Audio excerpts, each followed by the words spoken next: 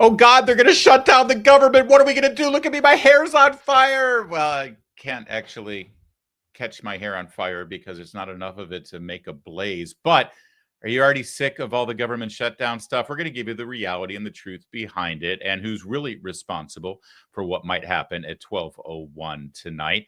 And spoiler alert, it's not really Elon Musk's fault.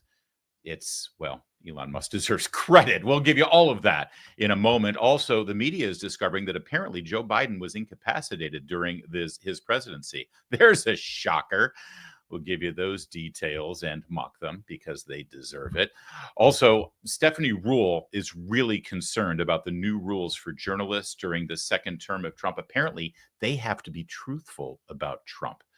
This is going to change the way they go about their business. And wait till you see Tim Pool absolutely own a left-wing video podcaster who thinks he knows everything about January 6th. And, well, it turns out he knows absolutely nothing. That's all coming up right now. Finally, back from vacation. Can't wait to get started. We're brought to you by Birch Gold. My name is Larry O'Connor, and you can call me Larry. We are back from vacation, and thanks for your patience. I got a lot of messages from people who said, why did Town Hall take you off the air? Did YouTube censor you? No, and no, and no. It was a vacation. It was a nice, lengthy one. I'll admit it. And we do have a holiday schedule coming up, too. So our shows are going to be on and off, but then we'll hit the ground running, hitting the new year. Don't worry, but we got a lot to get to today. I've missed you. You've missed me. So let's get right to it. Increased tariffs on our trade partners, tax cuts, regulation changes. I want you to learn why gold is a viable diversification tactic now more than ever. And Birch Gold, the only gold company I'll endorse, is releasing their ultimate guide for gold in the Trump era with a foreword by Donald Trump Jr. So that tells you something. Get your free copy along with Birch Gold's free information kit on gold. Just text my name, Larry, to 989898. The facts are this: the national debt continues to increase. Our interest payments on the national debt continue to increase. I mean, this is ripped right from today's headlines, literally. Gold is still your hedge against a weakened dollar, and Birch Gold, still the company I recommend to help you convert an existing IRA or 401k into a tax-sheltered IRA in gold. So text my name, Larry, to 989898. Get your free copy of the ultimate guide for gold in the Trump era. That's written by with a foreword by Donald Trump Jr. There's no obligation, only information. Text Larry. The number is 989898. Do that today. So as you know, we're facing a looming so-called government shutdown, but it's not really a government shutdown. More details on that in a moment. And it might actually be averted. In fact, let's get you to the latest news right now. This is just hot off the presses. Liz Elkind covering the House of Representatives for Fox News. House Republican leaders expecting to present a plan to lawmakers in the next half hour. 3 separate bills, a continuing resolution, which will keep the government funded until next month when Trump takes the White House, and we've got a Republican majority in the Senate, plus a separate disaster relief bill and a separate farm aid bill. Each one of them will be voted on up or down by lawmakers in the House, separate, not as one big package, not even as a little package, separate bills. Apparently, there's a handshake agreement on acting on the debt limit in reconciliation. That's a little bit in the weeds, and we'll get to that coming up in a little bit as well. Asked about the timeline, one Republican said, we're going to be here all night. All right, so that's the latest. But how did we get here exactly? Well, let's bring it back to Wednesday. Wednesday, when that behemoth 1,500-page bill was presented to lawmakers and presented to the American people, when independent journalists, right-of-center journalists were able to see portions of it, share it with the American people. Many of those independent right-of-center journalists on social media got a lot of the information from lawmakers, from Republicans who couldn't believe what they were forced to eat on this vote, pushed at them by leadership in the Senate and in the House. This had been negotiated behind closed doors, thrown at them, and they started seeing these things. They're saying, no, not just no, hell no. We're not going to pay for all this stuff. We were told we were just going to do a continuing resolution to keep the government funded until Trump took office. And instead, you're throwing this stuff at us, stuff that's going to stay in place for the next year or so. There's stuff that has to do with COVID relief, stuff that has to do with a football stadium, stuff that has to do with propaganda, state-sponsored propaganda from the State Department that we've talked about on this program for the last several years. And because that started to get exposed on social media, specifically on X, well, that got Elon Musk and Vivek Ramaswamy's attention. And well, here's what Fox News explained happened next Wednesday night. Told right now in the past 30 or 40 minutes here that they might try to pull this interim spending bill off the floor and maybe just go with a clean bill. Unclear what that means for disaster assistance. Here's what happened. A post on X by Elon Musk sent shockwaves through the Capitol. House Republicans were trying to see if they have enough votes to pass the spending bill in the next hour or two. Musk posted that anyone who votes yes should lose their office in 2 years, and lawmakers are scrambling. The tweets from Musk, has that complicated this? Well, I mean, I think that there's always a lot of interest in what's happening up here, and this is more than interest. They're telling people if they vote yes, they should be voted out. The social media world is a part of our politics, and I think members have to expect that. There'll be a lot of hard votes in the next couple of years. That's John Thune, of course, the incoming majority leader, starting with the next Senate that will be sworn in the first week of January. There's a lot of interest. But look, this is what we get crazed about, the Senate talk, the language, the approach. Yes, well, there's a lot of interest in what we do out there, and yes, social media is a big part of it. No, this is specifically Elon Musk, who has the president's ear, who's heading up the Department of Government Efficiency to advise on how to fix what's broken in Washington. And he said, you vote for this garbage, you deserve to lose re-election in 2 years. That's more than just, oh, there's some interest in what we do here, and social media is part of the equation. Come on, guys, come on. Well, things started to develop Wednesday night with this 1,500-page monstrosity, and look what happened next. A member of the House Republican leadership told Fox that Musk is not helping. The lawmaker added that Musk has bigger fish to fry than picking a fight with House Republicans. One source said the bill is now bleeding support from the GOP. When asked how many Democrats the GOP needs to pass the bill, a senior aide replied, quote, a lot. Lawmakers who had hurricanes devastate their districts are torn. The fact is that, look, this is a sandwich. I don't know how else to say that. We're being forced into this position. They could have done a standalone. They did this because they knew that it would put members in this position to support it. We're damned if we do. We're damned if we don't. And that is 100% correct. As you just heard from Congresswoman Luna, this is a sandwich. To be fair, up until this point in the new era of utilizing profanity whenever we want to, this would be called a turd sandwich. They've been calling things like this turd sandwiches for decades. Here's what it is, if you can visualize this. 2 yummy pieces of bread. Who doesn't like bread? Even if you're keto, you're craving bread. I've got a great recipe for carnivore bread, flatbread, by the way, that I'll share with you another time, but we've got too much to talk about right now. You got 2 lovely pieces of bread, and everybody wants them. In fact, if you put it to a vote and you asked everybody in the House of Representatives in the Senate, do you want these 2 yummy pieces of bread? You'd probably get unanimous support. If not, you'd get 90% of all those lawmakers voting to have those yummy pieces of bread. But they're not going to do that. They're not going to have you vote on those 2 yummy pieces of bread. Nope. Inside those 2 pieces of bread, they put the turd. And that's the sandwich that everybody has to eat. We know you want the bread, and we know you don't want the turd. So we're going to give you the turd sandwich. And if you want the bread, you're going to have to vote for the whole damn sandwich, including the turd. And that's how business has been done here for the last 25 years. Instead of the committees in the House voting on a budget and having a separate committee hearing, you're supposed to have, I think it's 11 different committees vote on the part of the budget that they're in charge of.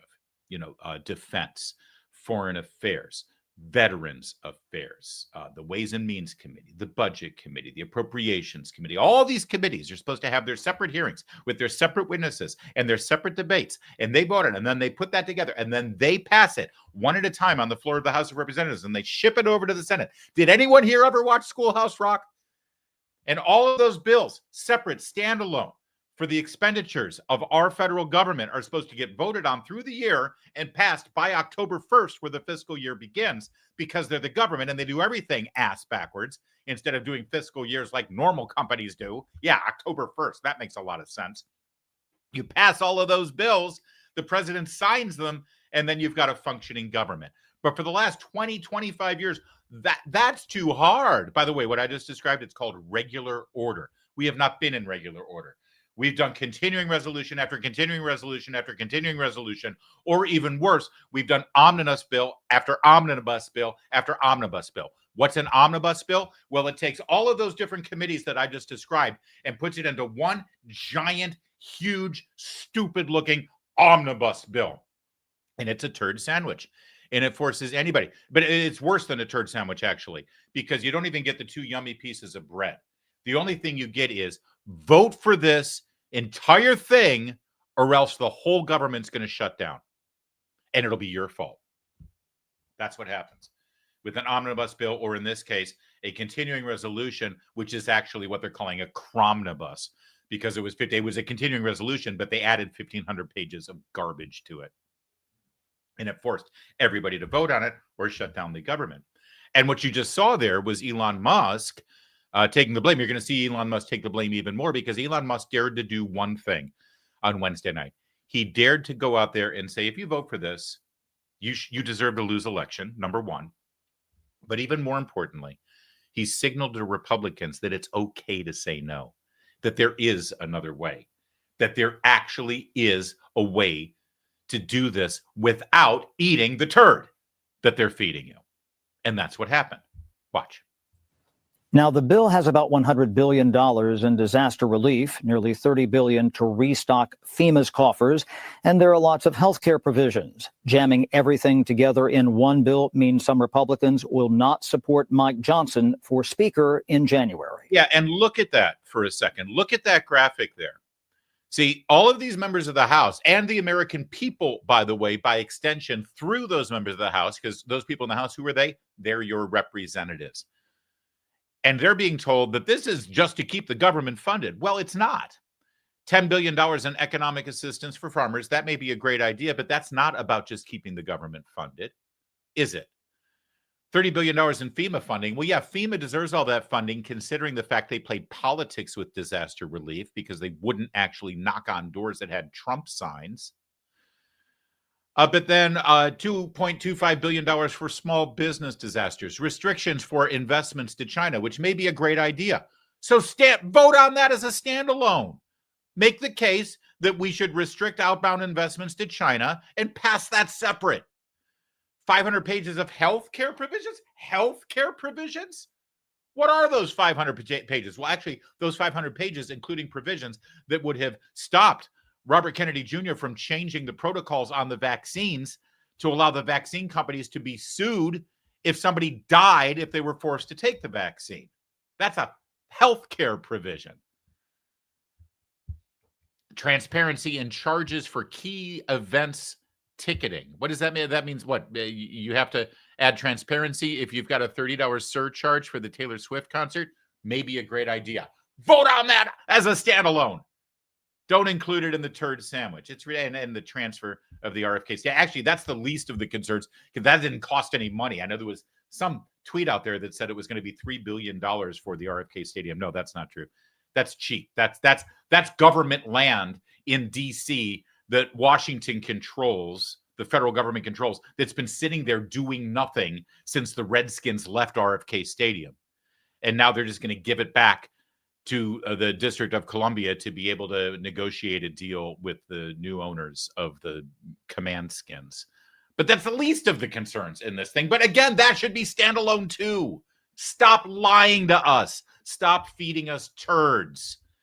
And who made this 1,500-page resolution? Leadership, yes. Mostly, though, this is Democrats. It's like they're pretending like the election didn't just happen.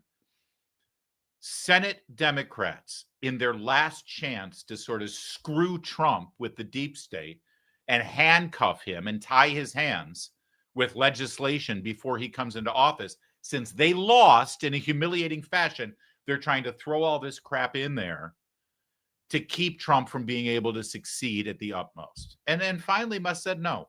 And Ramaswamy said no. And ultimately, as you'll see, Trump said no. Have any other of your colleagues said that they're not voting for Johnson? Any expressed? Yeah, I've talked to a few, who don't seem like they're going to vote for him. You have to ask them. I'm not going to betray anybody's position. Will you just vote president, or will you vote someone else's? I'll vote for somebody else. Now, Johnson can only lose one vote and still win the speaker's race on January 3rd. Some Republicans ask how things are different with a spending bill like this under Johnson than former House Speaker Kevin McCarthy. The funding deadline is Friday night. Neil? We're told. So that's how things happened Wednesday night. And I'll tell you, the thing got pulled because Donald Trump put out a statement on Truth Social and on X that said, yeah, pull this thing. It's ridiculous. Give me a clean. And here's the funny thing. Everyone's like, oh, what's Donald Trump going to say? Donald Trump needs to lead. Why is Elon Musk leading? I got a question for you. Who the hell is president right now?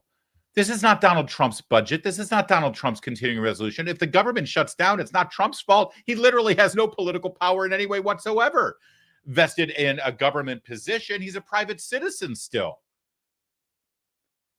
Joe Biden is president. I hate to break it to you. And you never heard Biden's name once in that news report or any of the news reports that come out of this.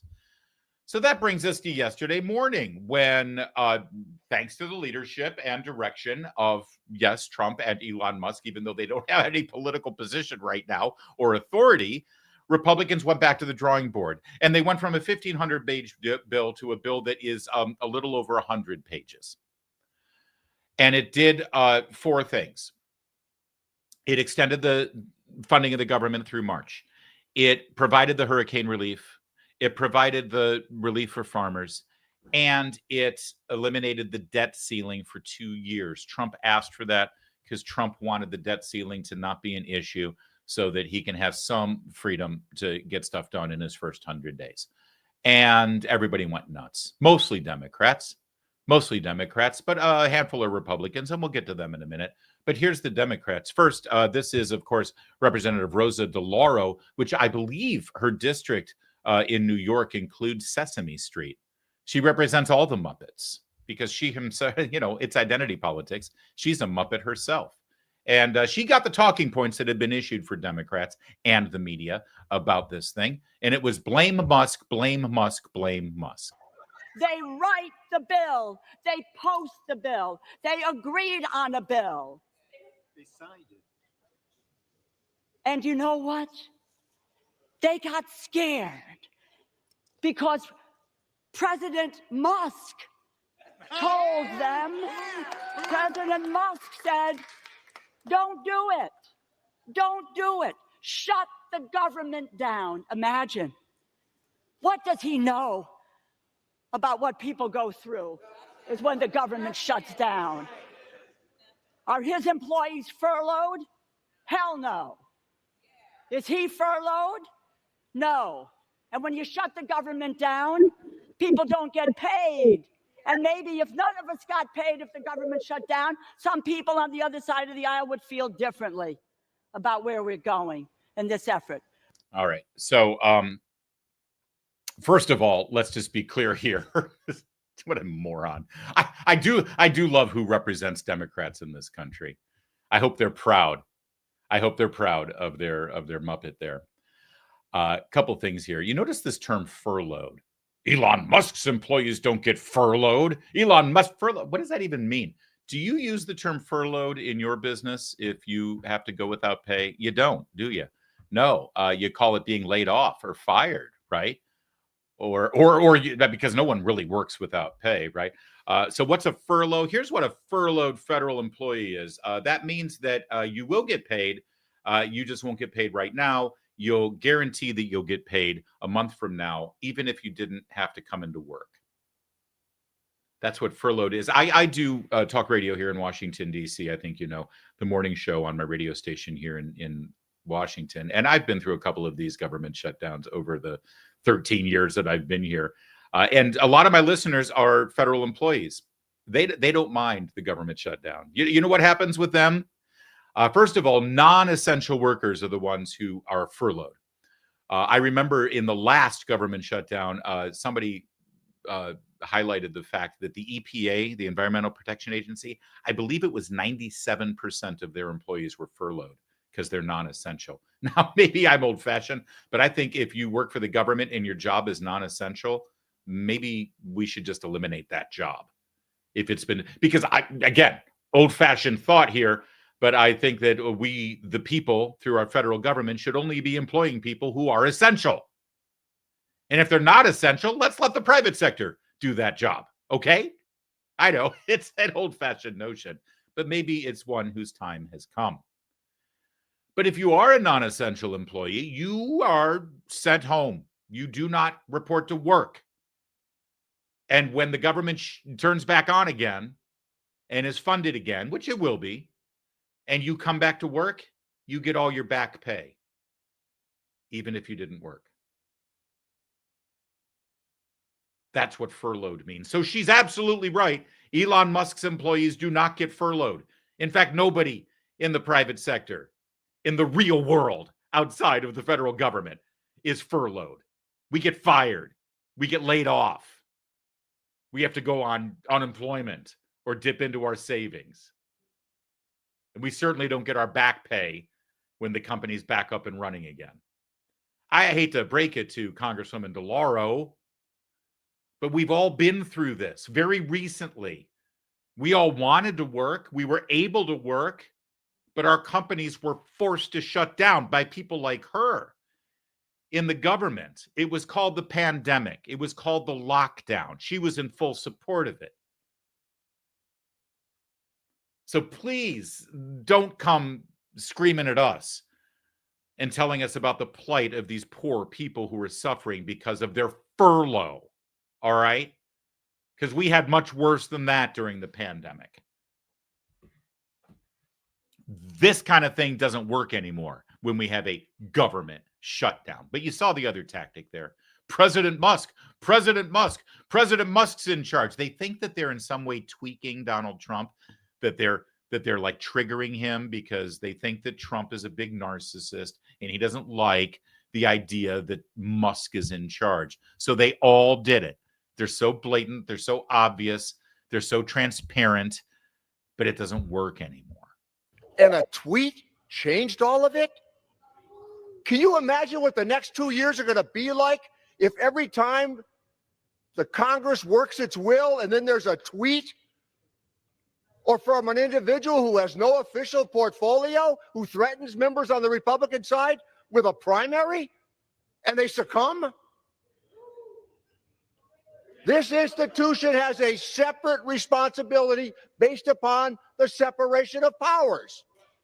Members of Congress don't serve under presidents of the United States. Yeah. Do you notice what he just said there? Can you imagine what life is going to be like in the next 2 years if every time members of this body, the House of Representatives, do things that the people are angry about and then they're under threat that they're going to lose re-election? I mean, we can't operate that way. We can't operate knowing that when we go back home, we're going to lose re-election if we do something that our voters don't like. Think about what he's saying, which, by the way, is exactly how our founders envisioned the House of Representatives to function. That's why they only have 2 terms. They want them to be directly accountable to the people in the most immediate way possible. And what he's voicing out, what he's saying out loud here, which has always been the quiet part, is, nah, God, this is awful. The people are actually seeing what we're up to. They're actually being informed through this X platform about all the bullshit we're engaged in. We keep this up, none of us are going to be reelected. Good. That's the whole point. That's what he's concerned about. I love it when they say it out loud. Over on MSNBC, they are torn. They're schizophrenic. In fact, they don't know what to think because up until this point, they were saying that after Elon Musk bought Twitter, he rendered X completely ineffective and meaningless and without any kind of influence.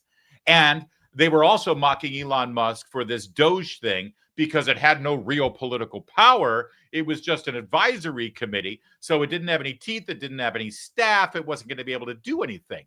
That was yesterday's news. Now they're terrified that X has too much influence and too much power, and that Elon Musk is actually, in fact, more powerful than the president of the United States. I wish they'd get their lies straight, but here they are. I've never been here before. And Jim Vandehei, you've got new reporting out this morning for Axios about the government funding fight and how it captures the power and flaws of what you call the new information ecosystem, which is, in many ways, Elon Musk and X. I mean, this is your future foretold. You might like it, you might hate it, but it is. Like, you now have Musk controlling the dominant organ of the Republican media industrial complex. There's nothing close. You remember this guy? I just want to remind you who this guy is. We highlighted a speech that he gave about 3 weeks ago, I think. It was at something at the National Press Club. Jim Vandehei. He used to work at the Washington Post. Then he started Politico, and now he's in charge of Axios. And he was really indignant that Elon Musk takes to his X platform and reminds all of us that we are now the media, right? And remember him? He's like, "You are not the media. That's bullshit," he said. "No, reporters are vital. Reporters are important. Reporters have..." And now here he is saying, "This is insane. X is now controlling the media." It's like, dude, you just said that we aren't the media. And now he's terrified that we are the media, which is, by the way, exactly what I told you was between the lines of this speech a couple of weeks ago. It's glorious to watch. They don't know what to do. He single-handedly, with his tweets and his followers, killed that bill. There's no doubt about that. I think the aspirational part of what he's saying probably is a good thing, right? Like, we do spend way too much money as a country, and the process by which we do it is often asinine. And I think that was like the fundamental thing that started this. But now you do have somebody who, at least in this interim period, is arguably the most powerful person in politics and is totally unelected. So now Republicans are seeing they got the benefit of Musk in winning the election. Now they're going to have to deal with the consequences of having a media infrastructure that can put pressure on them to force members to instantaneously change their votes. And make no mistake, that's what happened. Go back and look at X, at the number of members of Congress who went on and genuflected before Musk to say, "I changed my votes because of what you said." All right. Now, we have a couple of things here that need to be pointed out about Mr. Vandehei. Vandehei. A couple of things that are actually quite impressive that he just revealed without actually revealing it. My favorite part of that little monologue of his was when he said, "Listen, Musk has a point. I mean, the way we go about funding the government and the way these votes come down and the omnibus and all the stuff that I laid out for you, it's terrible. It's broken. It needs to be fixed. And we've got real problems with deficit spending, and it's never going to get fixed unless they change their ways." So he has a point there. We've been talking about it for years. Okay, think about it for a minute. They've been talking about it for years. They've been waxing poetic. They've been writing their articles. They've been doing their cable news hits. They've been complaining about it for years, and yet nothing changes. They've had no influence. They've had no impact. Musk takes the exact same messages, and he utilizes his voice and his influence, his impact, and it worked. It actually changed the course of this legislation. Something Vandehei and Axios and Politico and the Washington Post and MSNBC have not been able to do for decades, of saying the exact same thing, which is what Vandehei just admitted to. So his real complaint about Musk is not that he's wrong on the issue, but he actually has impact and influence. In other words, hey, leave this to the professionals, okay, Elon? Because we complain about this all the time, and we're not able to get anything done. We have no impact and no influence, and that's the way things ought to be. is what Jim Vandehey just admitted to. And it's glorious. His other complaint is that Elon Musk now has all this influence, all this impact, all this power. He's so rich, and yet he doesn't actually hold an official elected office. Jim, you might want to look into a guy named Soros. And I'm not saying that Elon Musk is our Soros, because I don't want to have a Soros. But it's pretty remarkable now to see these guys all find religion and suddenly be really concerned about a really rich guy who can secretly, quietly, behind closed doors, influence America's lawmakers at the highest levels, which is exactly what Soros has been doing for years, and now his son does. Frankly, though, Musk is not doing that because there's nothing quiet and there's nothing secret and there's nothing behind closed doors. He's actually being quite transparent and open, out in the open about it. And guess what? If you don't like it, you can say something about it. But if you say something about George Soros, oh, you're an anti-Semite. You're a Nazi. If you complain about George Soros, you're a conspiracy theorist. If you say something about George Soros, you're actually removed from polite society. But you can complain about Elon Musk. It's amazing. It's almost like they have a double standard. So let's bring it forward to late last night. Republicans bring that bill to the floor.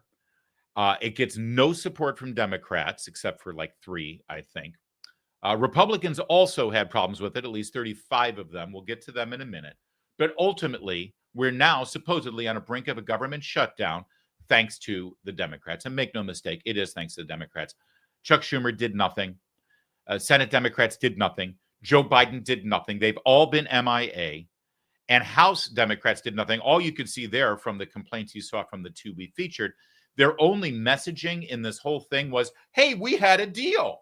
Well, that deal is gone now, okay? So now what's your objection to this new bill that continues funding the government, gives hurricane relief, gives farm relief, and pushes back the debt ceiling debate for 2 years? What's your argument about it? The only argument they have is, we had a deal. That's not an argument.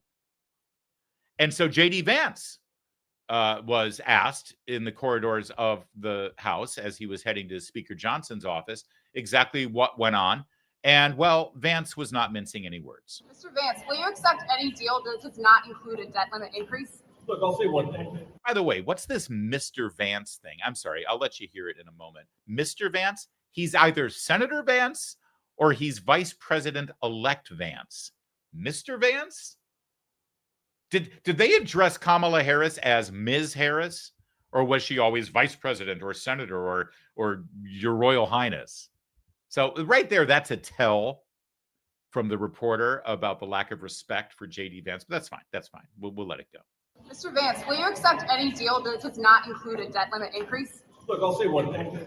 The Democrats just voted to shut down the government, even though we had a clean CR, because they didn't want to give the president negotiating leverage during his first term, or during the first year of his new term. And number 2, because they would rather shut down the government and fight for global censorship bullshit. They've asked for a shutdown, and I think that's exactly what they're going to get. 38 Republicans voted against it as well. What's the path forward, Mr. Vance? Come on, guys. Are you? People were concerned that he said global censorship bull in front of his children, but they're his kids. He's allowed to talk in front of them however he'd like. The global censorship, aforementioned bullshit, is a State Department program set up through the Biden administration and through Antony Blinken that actually funneled American tax dollars to foreign entities to silence conservative voices, not just overseas, but here in America as well. Gabe Kaminsky at Washington Examiner has done some great reporting on it. And I think we covered it when he first broke the story with an interview with Gabe. If you look in the archives of whatever platform you're watching us on right now, you'll see it. But yeah, that was continued in this 1,500-page turd sandwich that they tried to put through. And that's what they're upset about, the Democrats are. This is the Schumer shutdown, if in fact there is a shutdown. But where are we now? Here's where we are now. As mentioned earlier, the latest is that they are going to have separate standalone votes now, continuing the funding of the government and giving a for hurricane relief and for farmers. And the debt ceiling thing apparently is just going to be a handshake deal, which Donald Trump should be very wary of because you can't trust these people. What does that mean? Well, let's turn to Representative Marjorie Taylor Greene. She was one that voted against the bill yesterday. She said, I'm one of the most conservative members of Congress. Last night I voted for a bill that ordinarily I would never vote for. However, the man that took a bullet to the face and won the presidential election with 312 electoral college votes and the most votes of any Republican presidential candidate in history asked me to vote for it, so I did gladly. After Johnson's completely failed us by not including us in the planning of this year's ends government funding and then dumped the 1,500-page cromnibus on us Tuesday night with little time to read it and got caught in his scheme with Schumer, McConnell, and Hakeem by all the great American people here on X, along with Elon Musk and Vivek Ramaswamy, it was President Trump's team, our incoming Vice President J.D. Vance, and then President Trump himself that dove in the midnight hour, came up with a CR that solves the debt ceiling problem for President Trump, and even more importantly, helped hurricane victims, farmers, and would keep the government open. They shouldn't have had to do it, but they did. After the CR failed last night, I can assure you nothing good is coming behind it, but what is worse, in my opinion, is that we gave up a critical opportunity to unite and pass our own CR, sending it to the Senate with a powerful message to Schumer and the Dems that come hell or high water, we are going to deliver for President Trump and the people who elected him. And after this, let it shut down. If I'll only vote to pay our military, border patrol, and key federal law enforcement and the very basics to keep things running until January 20th, House Republicans, we better figure out how to get this done next year, and that will require changes. And she included in that a graphic showing that according to Conservative Review, her Liberty score is 100%. So you can't say she's not a conservative with that point of view. And her position kind of echoed by Chip Roy, congressman from Texas, who voted against last night's bill because he believes that he wants real changes to the way the government is taking on and incurring debt. And his objection was the increase, if not outright elimination for 2 years, of the debt ceiling, something Donald Trump asked for at the last minute. Got through cancer about 12 years ago. I made my promise to my kids that I would do everything I can to save this country. And what we're doing right now is to continue to double down on the things that are destroying the republic. We are going to increase the debt ceiling, not just $4 trillion, that's false. We have spent $4.7 trillion in additional debt in the last 19 months. We're going to increase the debt by $5 trillion. That's what's going to happen right here by Republicans, increasing the debt $5 trillion. And what are you doing in the same bill? $110 billion unpaid for, because you never have any ounce of self-respect to go out and campaign saying you're going to balance the budget, and then you come in here and pass $110 billion unpaid for. On top of the $200 billion you did for WEP, you guys won't agree with that, but the fact of the matter is $330 billion. Congratulations, you've added to the debt since you were given the majority again on November 5th. It's embarrassing. It's shameful. Yes, I think this bill is better than it was yesterday on certain respects, but to take this bill yesterday and congratulate yourself because it's shorter in pages, but increases the debt by $5 trillion is asinine. And that's precisely what Republicans are doing. All right. Now, like Chip Roy or not, he does have a point. Now, the question is whether right now is the time to fight this fight because Donald Trump, the de facto leader, well, not just de facto, he is the leader of the Republican Party. And as Marjorie Taylor Greene just laid out, was victorious in November. He wants these provisions in so that he can have room to maneuver and work in his first 100 days of his presidency after Chip Roy led these 38 Republicans to vote against what had been worked out through. And understand something. If Republicans had all voted in unison, the way Nancy Pelosi always seemed to get Democrats to do, then the onus would have been on Chuck Schumer, right? Chuck Schumer would then have to stop this. And it would have been de facto the Schumer shutdown. It still is the Schumer shutdown because he's shown no leadership. And again, understand, Biden's in the White House. Schumer runs the Senate. The House is Republican led, but they can't do it all themselves, right? And the Democrats have done nothing. The only way they'll agree to do anything is if you do the 1,500-page turd sandwich that we've been talking about. So by any objective observation, if we have a government shutdown, it's the Democrats' fault. And had Republicans all voted for this last night, then it would have been obvious, because Chuck Schumer would have said no, or his hand would have been forced, and then this entire thing would have been a victory for Republicans. Donald Trump did not like what Chip Roy had to say, did not like him getting in the way of the strategy that he's employed, and he made it clear with this post on Truth Social. Chip Roy is just another ambitious guy with no talent. By the way, how's Bob Good doing? Bob Good is a former Republican congressman from Virginia who got primaried just this last year and lost. And he got primaried for very similar reasons that Chip Roy is now on the wrong side of Donald Trump. I hope some talented challengers are getting ready in the great state of Texas to go after Chip in the primary. We won't have a chance. He won't have a chance, excuse me. It should also be noted that Chip Roy did endorse Ron DeSantis in the primary. So there's a lot involved here with the operators at play. But let's be clear. We'll bring it back to the latest news, and we'll wrap things up with this. I think sanity, I was fine with yesterday's bill. It wasn't great, but I understood why we got there. It didn't pass. Like it or not, that is now in the past, and Republicans have to move forward. It seems to me that instead of cramming everything together, it makes sense to have everything be a separate bill. That's what they're getting. The disaster relief might not go through. The CR might not go through. The farm aid might not go through. But here's the bottom line. If those individual elements get voted down by your representative, you'll know exactly what they did and why they did it. All right. And they can't pass the blame. They can't pass the buck, and they can't hide. That's the best thing about having these individual standalone bills. And it's why the House of Representatives hates doing it, because they can't hide. They can't lie to you anymore. And, well, that's exactly what we're going to get a little later today with these bills. And that, I think, is a good thing. It actually advances us even further, that there's no hiding. There's nothing but transparency. If they vote against disaster relief, they can't say they voted against it because it raised the debt ceiling.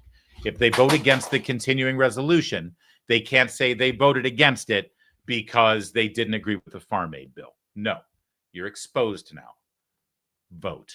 That's your job, literally. And whatever you do, don't blame Elon Musk. Elon Musk is only guilty of one thing: shining the light on what you're doing. And that's not bad. That's not bad at all. Whew. That was a lot. That was 40 minutes. Well, it's a big story. All right, let's get right to it. Wall Street Journal had a blockbuster story yesterday. Get this. Apparently, Joe Biden, from day one, was mentally and even physically incapacitated and unable to fulfill his duties as president of the United States. I know. It's earth-shattering, isn't it? And get this, even further, staff members of the White House covered it all up. I know. Who would have thought? According to this article in the Wall Street Journal, meetings were delayed or postponed or truncated if he was having a good day versus having a bad day. And this meant that his defense secretary, Lloyd Austin, his Treasury secretary, Janet Yellen, often went great lengths of time without ever having conversations with them. This began in the first quarter of his presidency, as early as March, just 2 months after he was sworn in. And it's funny because that's right around the time Lloyd Austin, the aforementioned Secretary of Defense, was planning that really stellar pullout of Afghanistan that Joe Biden, the commander-in-chief, was in charge of. And that went well, didn't it? It's also right around the time inflation ballooned and destroyed our economy. That would be your Treasury Secretary, Janet Yellen, working with the President of the United States on our economic strategies. It's almost like the president is a complete and total fraud. And the Wall Street Journal is just now reporting on it. And anonymous people in the White House is just now admitting that they covered it up. Which brings us to, as always, the media. because the media knew about it. The media saw exactly what you saw. They never asked questions. In fact, they did worse than that. They covered the whole thing up. And one member of the media, a former employee of CNN, Chris Cillizza, well, he would like to apologize to you. He wants your forgiveness. Take a listen. As a reporter, I have a confession to make. I should have pushed harder earlier for more information about Joe Biden's mental and physical well-being and any signs of decline. So let me explain. Joe Biden was president from 2020 to 2024. I worked at CNN through 2022. During that time, the early part when I was at CNN, 2020 to 2022, Republicans would regularly ping me and say, why don't you ask more questions to Joe Biden and how he's doing? He's 76, 77, 78-year-old man. And I would sort of brush them off because what I would say is, well, there's no obvious evidence that he's declining. Yeah, he moves a little slower, he talks a little slower, but there's no evidence that he's declining. And the White House and the people around Joe Biden were absolutely adamant that suggesting anything, asking the question about whether he was in some physical, mental, or both decline was offensive. How could you? It's age shaming. And I think that impacted me at some level because while I did ask the question from time to time of, not directly the White House, but aides and people around in that orbit, I didn't really push on it, if I'm being honest. Now, once I left CNN and once it became a little bit more clear to me about Biden's age, I think I did write pretty regularly and talk pretty regularly about how I wasn't sure that this guy was up to it. And then obviously after the June 27th debate, everybody, including me, was writing and talking about it. Yeah. Okay. So a couple of things here. First of all, love to ask him some questions about this. First and foremost, why did things change for you after you left CNN? What did being at CNN do to affect the way you went about your job? And isn't that worth revealing, pal? Because it sure sounds like while you worked at CNN, there was a climate or atmosphere or even corporate direction that you had to report and do your job a certain way to help a certain person or help a certain political party at the expense of the other people and political party, and certainly at the expense of we, the American people. Also, one other thing I really love, and I just can't get enough of it. If you can make this a little bigger, Kevin, look at his bookshelf. See his Emmy? He's got an Emmy. Look, I'm going to point to it. Can you see it with my cursor there? Yeah. Yeah, that's right. What you're seeing right here with this guy admitting that the biggest story in American politics of the last 4 years, the mental and physical incapacity of the president of the United States and the people surrounding him covering it up, the biggest story that any political reporter like this guy should have been on top of, he ignored or missed, or even worse, and we'll get to that in a minute. That right there is an example of not just journalism, but award-winning journalism. That's right. He's an award-winning journalist, my friends. And he missed the biggest story there is. And now he wants your forgiveness. He's asking for your forgiveness. He's apologizing, sort of. I mean, sure, he's admitting that he got the story wrong, but did you hear how he described his behavior there? That he just thought it was, not appropriate, and it was wrong, and it was ageist, and he just shouldn't be pursuing that. Oh, sure, now and again he'd ask some aides about it, but he never asked the president directly, certainly, and never on the record, right? Well, he did more than just that. In fact, thank you to Peter Hassan, a journalist, for pointing this out to us. Here's Chris Cillizza's byline. This is August of 21. And the headline is, Republicans keep trying to make Biden's mental capacity an issue.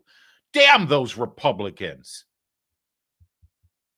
You know what Republicans were doing to try to make his mental capacity an issue? And again, this is August, right around the time of the Afghanistan withdrawal. Do you know what they were doing to try to make this an issue? they were raising it as an issue. They were actually pointing it out. They were pointing out the truth that we all saw. They were asking questions. Hey, is he okay? Because he doesn't seem okay. That's what those dastardly Republicans were doing. How dare they try to make this an issue? No, they were just pointing out that it was an issue. You idiot. And I do love the subhead here at CNN. It's sort of gross, lowest common denominator politics that drive people away from public life.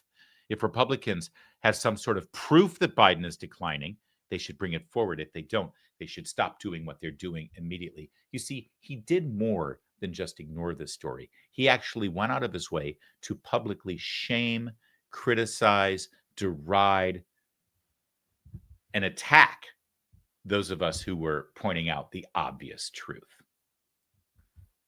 Peter Doocy, Fox News Channel, was all over this story yesterday, as you can well imagine. I had a front row seat to a lot of this, and at various times was basically told not to believe what I was seeing or hearing. The president misspoke. The president has a cold. But now the dam appears to be breaking. This Wall Street Journal item interviewed 50 people familiar with Biden's operation. And it raises a lot of questions about who was making key decisions. You mentioned the Afghanistan withdrawal. If the president was as diminished as this story makes it sound, that would be a huge problem. And it could explain why certain decisions were made that turned out to be catastrophic and why no apologies were ever made. To your point, Brian, when the cabinet met all 9 times, which is the least in the last several decades that a president has had their whole cabinet together in an entire term, there was a different item a few months ago where cabinet secretaries were being asked to submit their questions for the president behind closed doors in advance, and they were being told to keep it quick because the way that it worked was they would ask a question that was pre-screened, and then the president would have a card with the answer, even in a closed setting. And I hear a lot of the complaints about, and there was a bite in the open, why wasn't there more coverage of the president's age and acuity earlier? Well, a lot of the stories that you hear... You kept asking. I kept asking the whole time. And a lot of the stories that we would hear, that we would try to report out, are secondhand, but it's a lot of stuff like, you would hear from somebody on the staff or somebody that works at the White House. It looked like the president was falling asleep somewhere.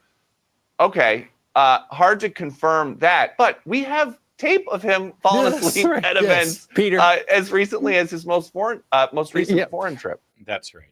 And again, and you were told, don't believe your lying eyes. You were told it was cheap fakes. You were told it was Republican dirty tricks. You were told all of those things. By the way, that's Peter Doocy, of course, his father, Mr. Doocy there on Fox and Friends. What bet did he lose where he had to wear that jacket on national television? I know it's Christmas time, but come on, man. How did the media cover this story? It's pretty clear. If you want to remember right, they didn't cover it. They covered it up. See, that's what the media does now. They don't cover stories. They cover up stories. They're propaganda. Joe Biden's stutter is his superpower. By the font, I'm guessing this is the New Yorker. He already knows how to face down a bully. See, if you say something, this is during the campaign, by the way, September 2020, Joe Biden has a stutter. Not only does he have a stutter, and that's why he, says stupid things and can't find words and mangles things. It's a stutter, don't you know? Of course, forget about all those videos that you've seen of Joe Biden 20 years ago when he was a senator and never displayed anything that looked like a stutter. No. It's just a stutter, you fascist. But it's also his superpower. How about this one? Joe Biden's stutter and mine. That was my favorite in The Atlantic, where somebody talked about his own stutter and how Joe Biden's so relatable because that stutter, that could be me. And he's so courageous and so brave for being up there with his stutter. The Hill. Are Joe Biden's gaffes related to a lifelong stuttering problem? ? Can I just give you a hint? Whenever you see a headline in any kind of journalistic endeavor and they end the headline with a question mark, it means they have no idea what the hell they're saying, but they're writing this thing because they really wanted to write it. But they couldn't just definitively say the thing because even they recognized that the entire premise was bullshit. So let's just put the headline in the form of a question mark. Biden's stutter surges into the presidential campaign. Trump mocks and exaggerates the speech impediment. Biden embraces it as reflecting compassion. No, his brain was mashed potatoes. It wasn't a stutter ever. But this is what they did. They didn't just miss the story. It wasn't an oopsie, Chris Cillizza. You actively went out of your way to promote a lie and to invent lies and amplify lies because you picked sides. Never forget this one. This was, I believe, Nicole Wallace and MSNBC. I believe this was a week before the debate between Trump and Biden, where, all pretense was erased and they couldn't pretend anymore. This was state-run propaganda without the state even having to run it, telling you that what you see is not real. There's a growing and insidious trend in right-wing media, broadcast, print, and social media.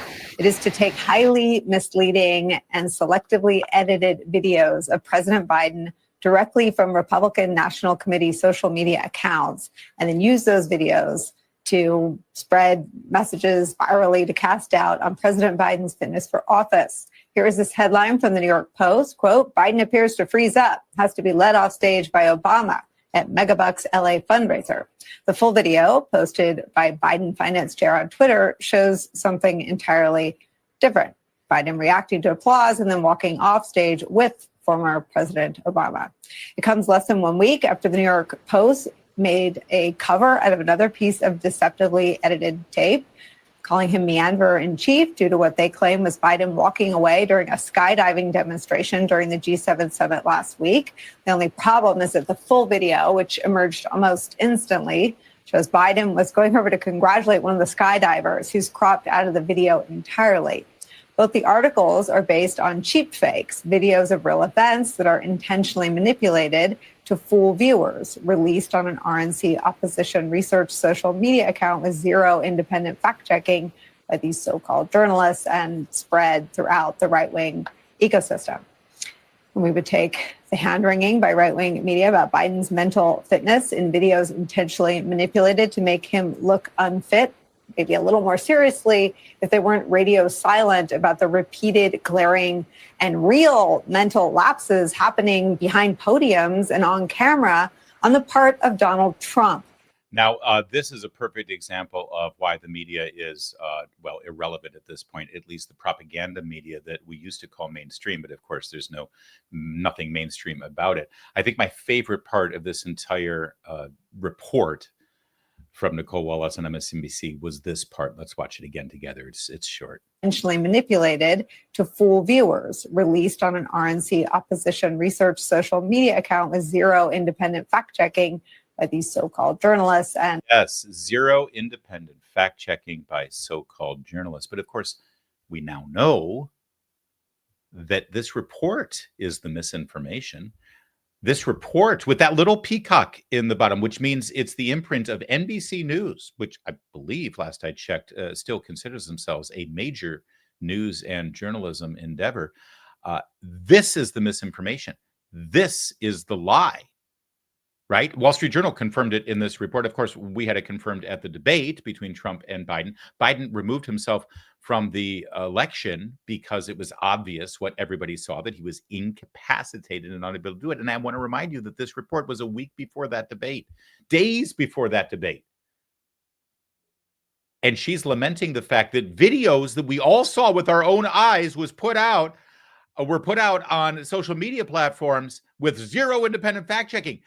But this report, the actual misinformation, the actual lies, the actual propaganda, this report went through the entire fact-checking process that NBC News, in their vigorous editorial standards, demands.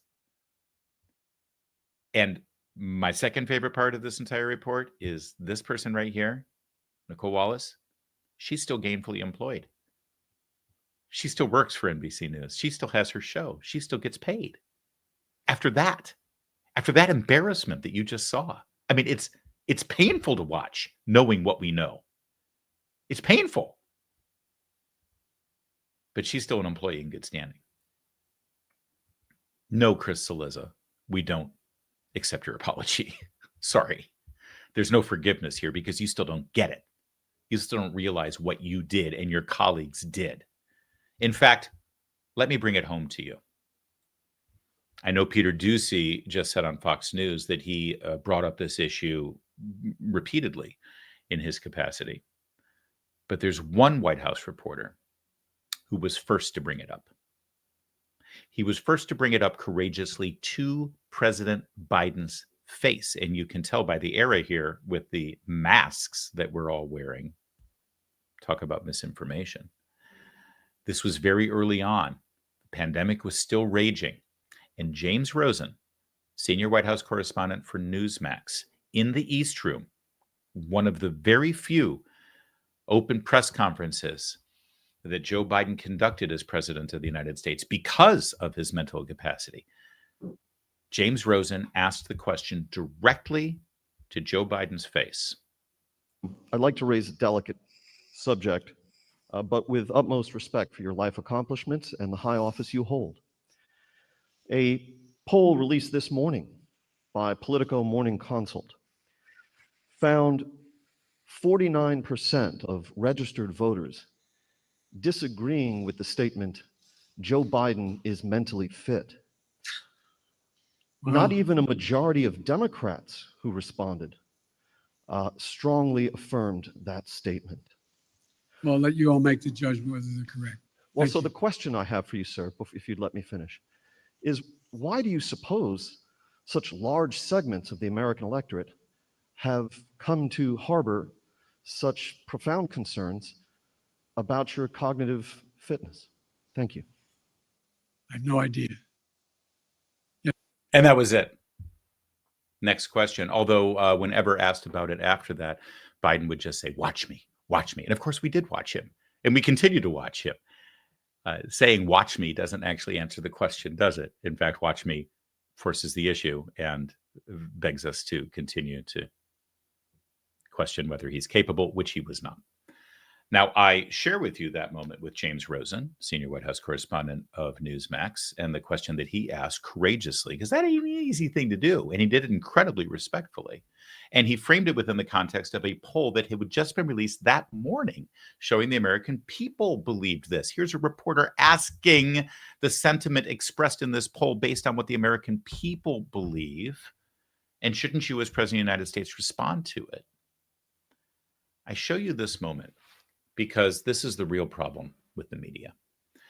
From that point forward, James Rosen was not called upon by the White House press secretary for 2 years. For asking that question, James Rosen was ostracized by this White House's press shop and communications shop, but also by his colleagues. You see, he's a member of what's called the White House Correspondents Association. They're in charge of the briefing room. They're even in charge of the seating chart there and how things function. You know, this is the White House Correspondents Association. This is the group that does the annual show where they all get dressed up in tuxedos, give each other awards, and have a comedian come in and make fun of Republicans. You know what we're talking about. It's the White House Correspondents Association. And James is one of their colleagues.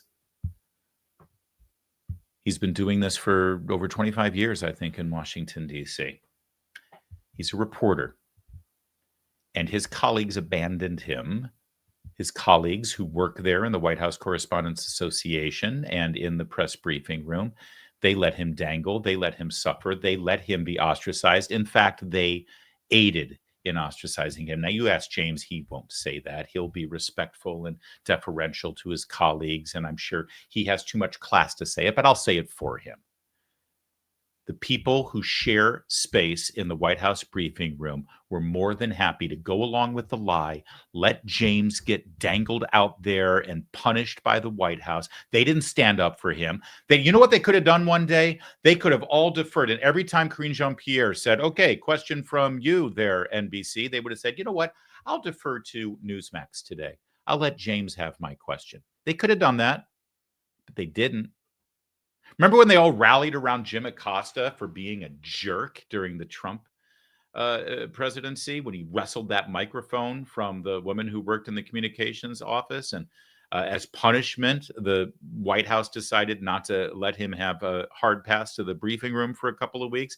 Oh, they all rallied around him. They all circled the wagon. They put out briefing. They said this was a threat to the First Amendment. But here we have a reporter doing exactly what the First Amendment and freedom of press is supposed to protect. Standing up there and asking a question, truth to power, and it was the truth. And they stabbed him in the back.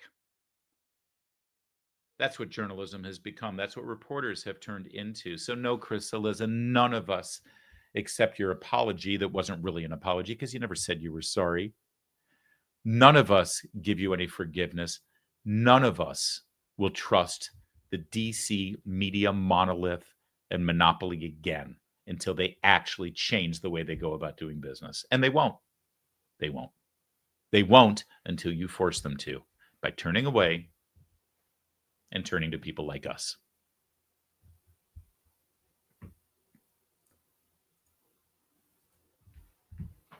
Now, it's no mistake that there are huge new streaming platforms for you to get your news and information and analysis and discussion. There's a lot of reasons for it, mostly because the mainstream media is not mainstream anymore. In fact, they don't represent mainstream thought in America. They certainly don't geographically represent any of us because they just live in DC or Manhattan.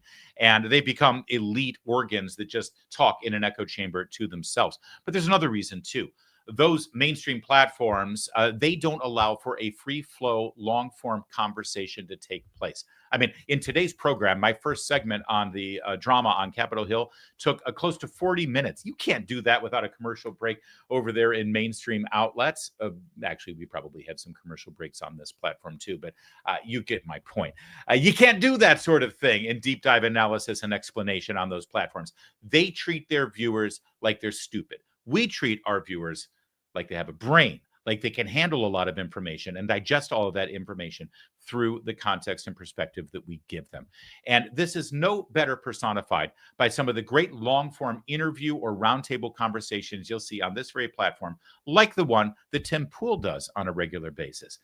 And boy, oh boy, last night, did Tim Pool have a moment when he had this guy. What's his name again? It's some liberal video podcaster with his own channel and stuff. And by the way, the fact that Tim Pool brought a liberal on to have a freewheeling debate is something you also don't see on any of the other outlets. So how many conservatives are able to go on to Rachel Maddow and mix it up with her, or Anderson Cooper for that matter, or Jake Tapper?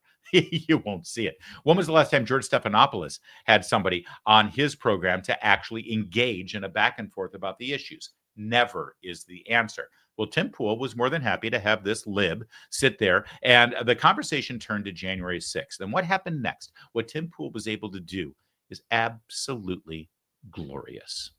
You have. No, right. I So, haven't. so People no. need to Stop. talk Stop. about You don't know ours. anything about these January 6 cases. You don't know why these people are in jail. You don't know that a man is in Brooklyn right now for 3 years without charge or trial. And when Donald Trump says these people have been held for too long, you say, no, Trump is wrong. Keep them locked up. That's fucking fascist.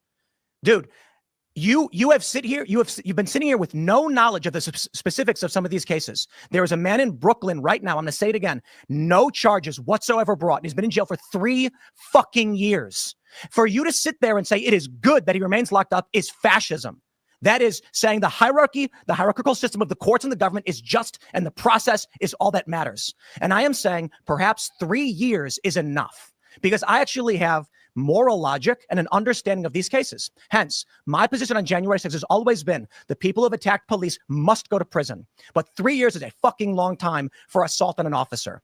We have seen people on the far left, notably when they were firebombing shit all across Minnesota, 33 people murdered. And how many criminal charges did we get for this? When they firebombed a police station and forced the police to evacuate on May 29th, 2020, when thousands of far leftists firebombed the White House grounds and set fire to St. John's Church and injured 100 police officers, how many fucking people went to prison for 3 years? How many of them who never showed up on that day are in prison for 20 years? Enrique Tarrio wasn't even in D.C. on January 6th. And you are saying that man who his only crime was, quote, don't leave. That's his only crime. You think he should be in prison for 20 years because you're a fascist. You don't care what the facts are. You don't care if this is unjust. You only care that the machine state has decreed you are not to be locked up. And this is the problem I have with the left. They don't know the facts. They don't care about the facts. They view morality as a blanket government stroke of the pen. And every person, regardless of their crime, should be in prison for decades. I reject it outright. The people who fought cops should go to prison. They did. It's been 3 years. But when you've got people who are on misdemeanor charges for having walked into a building at 4 p.m. after the riot, and I know some of these people, they walked into a building for 2 minutes and walked out, and they got 18 months for that. I don't see you defending the innocent people who walked onto a public grass at a public building after a riot had been completed. You don't know. You don't care. You've taken a tribal position and people are suffering because of it. Now you say that Donald Trump saying the injustice that we've seen warrants commutation or pardons. You say that means he's advocating for violence. This is the ultimate problem. Then you cite a press release from Maryland saying, but the right's more violent. There is a distinction between a white supremacist as a right-wing group and a run-of-the-mill Christian conservative who showed up on that day not to protest. Let's talk about Brandon Strzok. He never went in the building. He was on the other side of the building. There was a permitted protest. He walked up the stairs and he was yelling. They put this guy in prison. There is Owen Schroyer, who was at a permitted rally, who was yelling death to communists. They put him in prison and specifically cited his speech. My dude, you don't know what you're talking about. And it's fine. I get it. We try to be polite. We try to be nice. But there are so many young liberals who sit here and say, the corporate press told me that these people are bad and the machine state government has decreed it by pen. So I don't care what crime they committed. I don't care what the jury said. I don't care who was on the jury. Enrique Tarrio, who was not there, should be in prison for 2 decades. Tell me this now. Why is Enrique Tarrio in prison? Yeah, so they uncovered with him his plot to overthrow the government. All right. There's more to this, and we'll get to it in a moment, but I think that was a good time to take a quick pause. Wow. All right. So his name is Luke Beasley, by the way. He is a left-wing YouTuber. He's got 1 million subscribers. He doesn't go live, by the way. He does pre-recorded videos, which is fine. I'm not judging, but there is a special talent to going live, if I may say. And clearly, Tim Pool possesses that talent. Luke is so far outside his depth here. He is so incredibly outmatched in terms of talent, in terms of ability, in terms of intellect, and certainly in terms of grasp of this topic, which, by the way, it's so important that I just told you exactly why platforms like this and shows like this and Tim Pool's show are gaining in popularity and strength and influence and impact, and why you are turning to this instead of the old paradigm and the old model of media, because you can't get this sort of thing, this sort of in-depth, back and forth confrontation, conversation, and perspective and analysis on topics for long periods of time. It's huge and it's important. It's fantastic, right? Number one. Number two, you can't even talk about this topic. You can't even talk about this topic in the way that Tim is talking about it, in defending people who have been prosecuted for what occurred on January 6th. You can't. You're not allowed to. Corporations are terrified of it. And the people who run the news agencies on cable news and on broadcast news, they're so in the tank with Luke here on this topic that they refuse to even address it unless they continue to repeat the same old talking points that you've heard over and over again. The January 6th was worse than 9/11 and worse than Pearl Harbor and the worst attack on our democracy, without any irony, pointing out that we literally had a civil war in this country. But it wasn't as bad as January 6th. Saying that January 6th was an armed insurrection, even though all of these people forgot to bring the arms to the table. That they tried to overthrow the government, even though I guarantee you that probably 90% of the people who were engaged in activities on January 6th are lovers of the Second Amendment. They all own their own firearms, but they left them all at home that day when they tried to overthrow the government. Think about that for a minute. All of these redneck, right-wing, America First, MAGA hat-wearing Trumper conservatives went to overthrow the government, and you know they've all got shotguns and handguns and rifles at home, but they left them at home. Today's the day we're going to take over the government. We're going to overthrow Congress, but whatever you do, don't bring your guns. Because you know D.C. has very strict gun laws.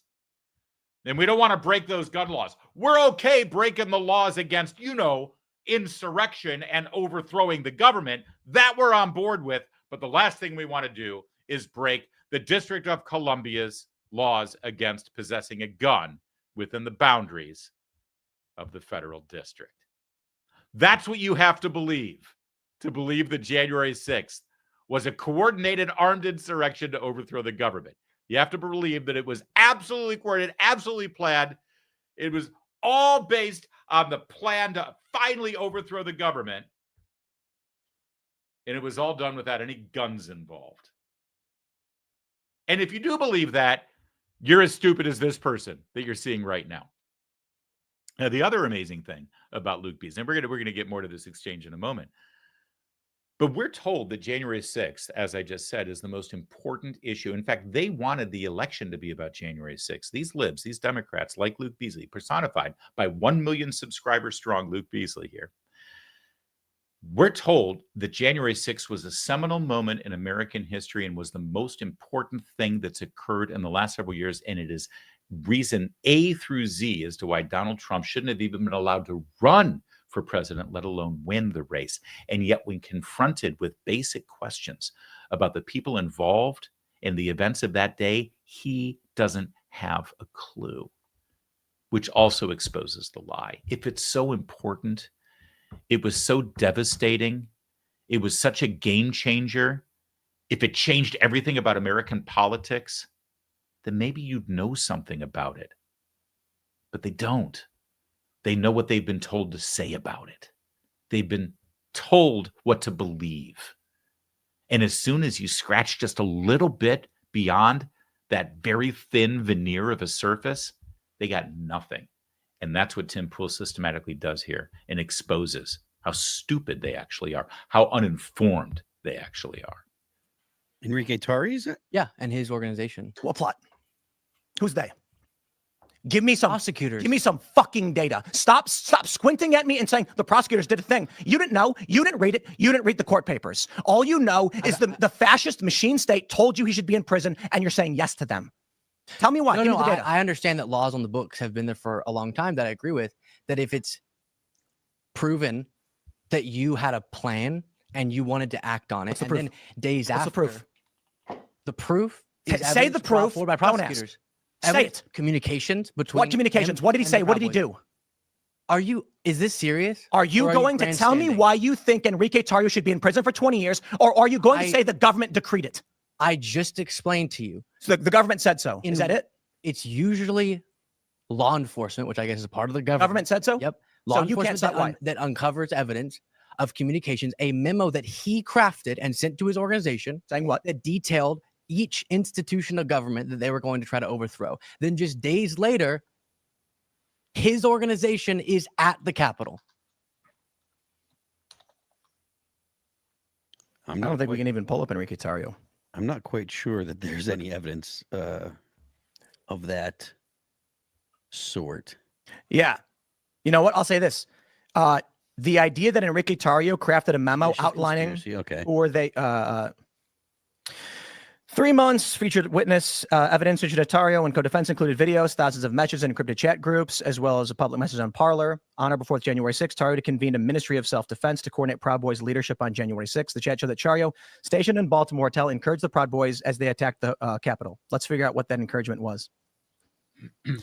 Are they going to actually say in the article? So here's a citation. Proud Boy and 3 other members of the far-right groups were convicted Thursday in a plot to attack the Capitol. A jury in Washington, D.C. found Tarrio and 3 lieutenants guilty of seditious conspiracy after hearing dozens of witnesses. Jurors cleared a 5th defendant, Dominic Pizzola, on a citizen charge and a significant milestone of the Justice Department, which is now secured a conspiracy, blah, blah, blah. They will never stop. Okay, that's interesting. Wikipedia asserts that they did this, but there's actually nothing in the news article that actually states that is true. Well, now we got a problem. Let's try this again. Let's try a secondary source.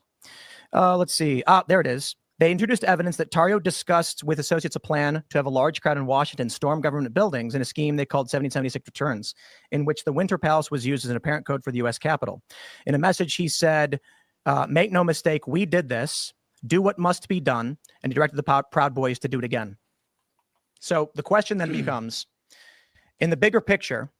So are you going to at all acknowledge that you just blew up over something that I was absolutely citing fairly? I don't think you cited it fairly. I think people should be prosecuted for engaging in plans to overthrow our government. That's kind of that's a very loose definition of plans to overthrow the government. Y'all don't seem to be that informed. Wait, look, respectfully, I cover a lot of protests and riots. A lot of people try to protest and riot and occupy government buildings. Do you think that qualifies as trying to, overthrow your government? No. Okay, good. So, but if they had a plan to take control of the government, which was this one. If this was an actual plan, this was the leastly poorly, most over the government ridiculous plan ever. They went after people for having Lego sets of the Capitol. I mean, the level of political prosecution here. Would you even admit that there was some level of politics when it came to the prosecution of the J6ers? Would you say politics played a role in this? Engaging with this as thoughtfully as possible, not trying to grandstand. Of course, often for very justifiable reasons, prosecutors will try to make an example of someone who, for example, tried to overthrow the government to prevent the peaceful transfer of power. I see why such a thing, personally, I reject categorized as sedition, overthrow the government, would be uniquely bad to prosecutors and political in that this all involved politics, right? And thus, I'm sorry, I have to say this. Sent. The Wikipedia article making those claims is not citing any actual proof that they said those things. And there you have it. And Luke was left speechless again because he was citing apparently evidence that he had read off Wikipedia without bothering to follow the links to actually back up what he was claiming. By the way, since the question of Enrique Tarrio was brought up, he, of course, was the leader of Proud Boys, which, of course, as you know, is basically the Klan. And we were told that the Proud Boys was nothing but a bunch of far-right racist extremists. Enrique Tarrio, born in Miami, identifies himself as Afro-Cuban.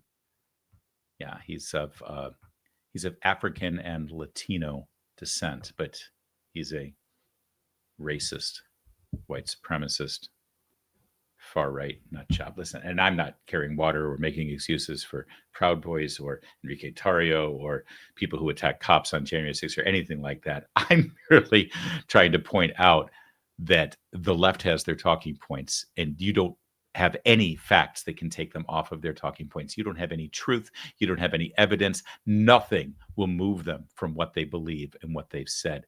But what you saw from Tim Pool there was exactly what needs to be done. Force them to actually explain. Force them to go beyond the veneer, the little thin coating that they have here of talking points on issues like that or any other issue for that matter, and say, explain that. What is your evidence to support that? What do you actually mean?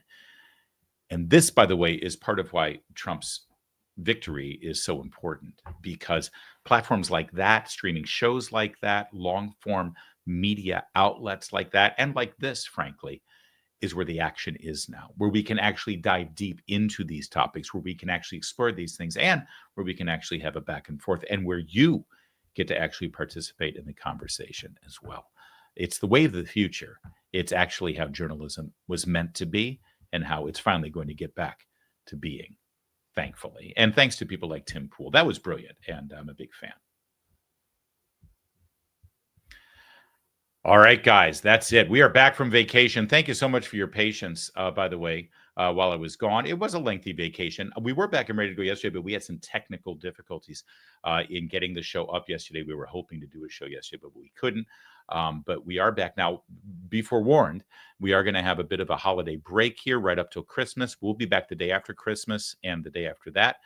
What's that? The 26th and 27th. And then we'll be back on the 30th and 31st and all through the new year, right up through inauguration. We've got some great improvements and enhancements coming to the show as well. So thank you for all the support that you've been giving us. And one other thing, do I have a quick time to make an announcement here, Kevin? Go for it. For fans and viewers who are with us right now. I've written a book. It's going to be published on January 28th, which is 1 week after the inauguration. It's called Shameless Liars, How Trump Defeated the Legacy Media. And it goes through the entire 2024 presidential election, shows the media to be the shameless liars they are. If you like this show, you're going to like this book. And we're going to have a lot of pre-sale announcements on it coming up very shortly as soon as the cover work is finalized. It's being worked on right now. If you're Kindle readers, you can get it now. Just check out Shameless Liars by Larry O'Connor at Amazon. You can get your Kindle pre-order now if you want. And we're going to do some giveaways as well and let you know how you can get your own free copies of the book coming up soon as well. So I'm very excited about that. It's my first book, and we're going to kick ass with it. So there you go. What else have we got? Have we got anything else, Kevin? Kevin, what do you want for Christmas? I want to double our viewership in the new year for Christmas. Well, we did more than that last year. If you look at where we started last year, I think that we have so I'm with you. Let's double our viewership. By when? Give us a deadline. Oh boy. How about the first 100 days of Trump's presidency? Yeah, we could do that, or by my birthday, late May. It's about the same. All right, cool. That's our plan. If you want to give Kevin a Christmas present, and Lord knows he needs a Christmas present, other than one of those really cool mustache grooming sets, which I think he could also use.